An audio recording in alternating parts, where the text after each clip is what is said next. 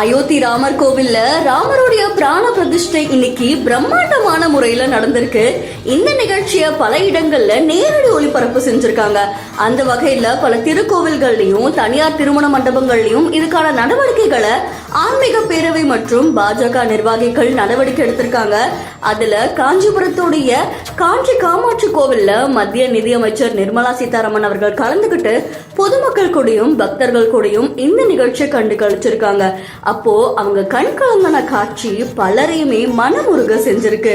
இப்போ இந்த நேரலையை பார்த்த பல பேரும் பக்தி பரவசமானாங்க அப்படின்னு சொல்லப்படுது.